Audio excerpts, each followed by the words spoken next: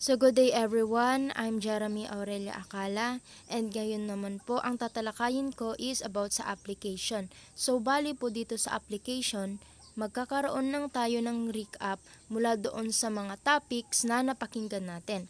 So give one important concept that you learned under each, then give its application in the teaching learning process.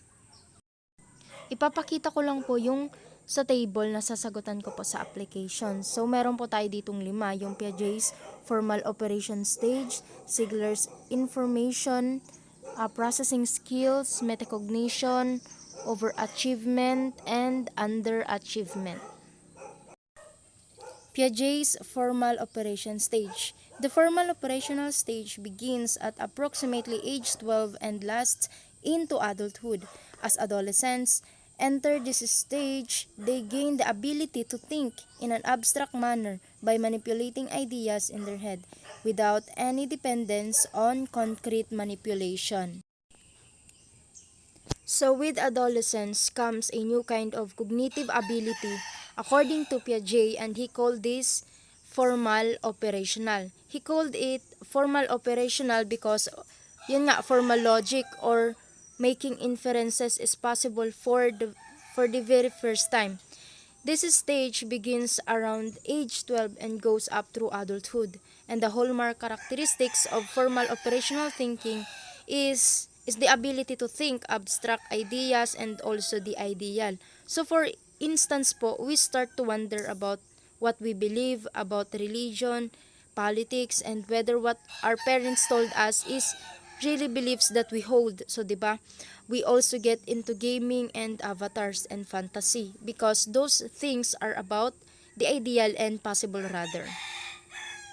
So an application of a situation which requires combinational analysis is the school laboratory experiment activity, wherein high school students test chemical elements singly and in combination resulting in an understanding of chemical changes. Next, Ziegler's information processing skills.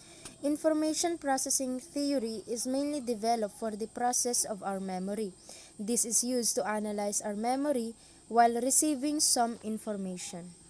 So it means that the information processing theory is based on the idea that humans actively process the information they receive from their senses like a computer does. So, ang naisip ko po ditong i-application is learning.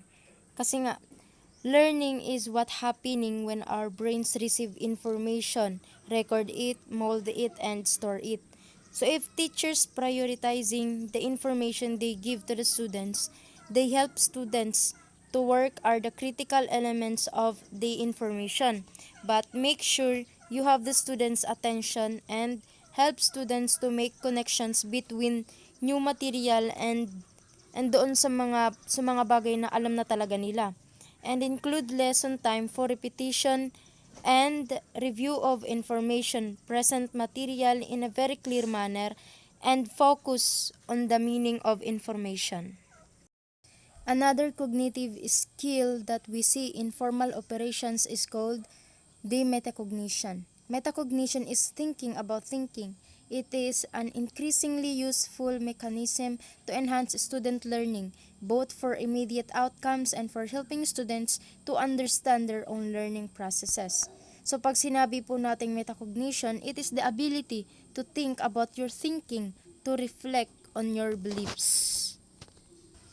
So for instance po, we see this in hypothesis testing and scientific reasoning.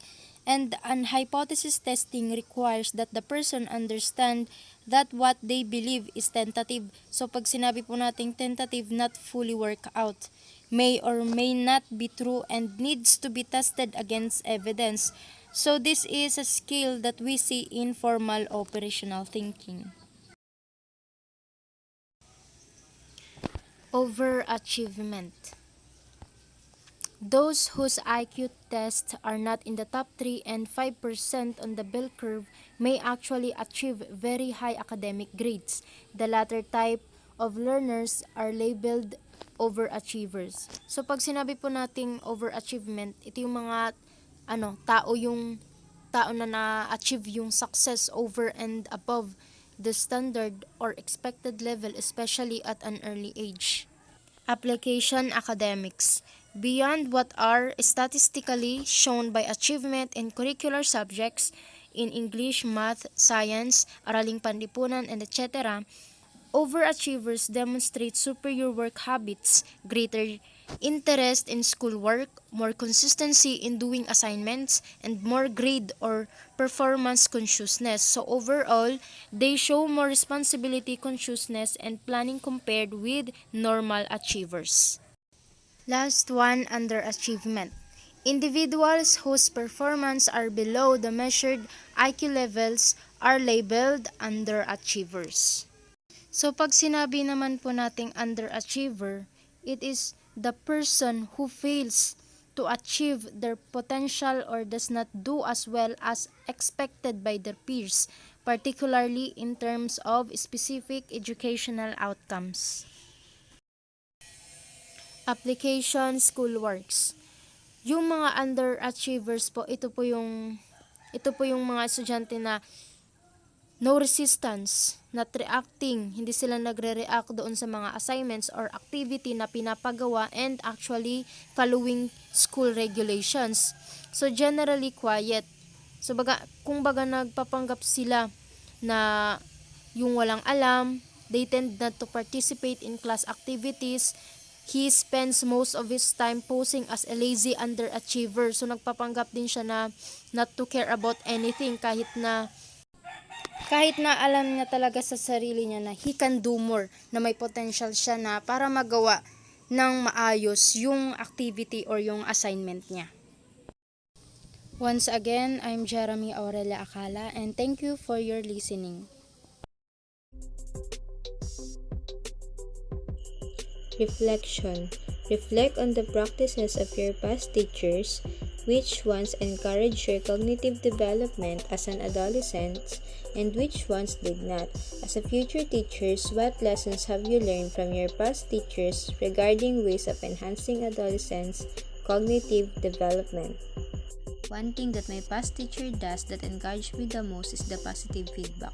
She always praised every single word that we say. She always showed to us how proud is she every time we share our thoughts in the class. And because of her practices when it comes on teaching, all students respect her. Maybe those words are simple that might not mean anything to her, but they mean the whole world to students, and it's a huge help to teach students to trust their abilities. And if there's something that encourages us, there is also something that will lower your self-confidence. And it is when your teacher humiliated you just because she can get what she wants from you. Like for example, she asks some questions to you and you have no idea about it. Then she will start using inappropriate words to make you look like you know nothing without knowing that those words will not help you to learn. And as a future teacher, I learned that you should know how to listen and learn to give considerations because not all students are equal in their comprehensive powers. Because on that way, matutulungan mo yung bata kung paano mapalawak yung kakayahan nila to express themselves.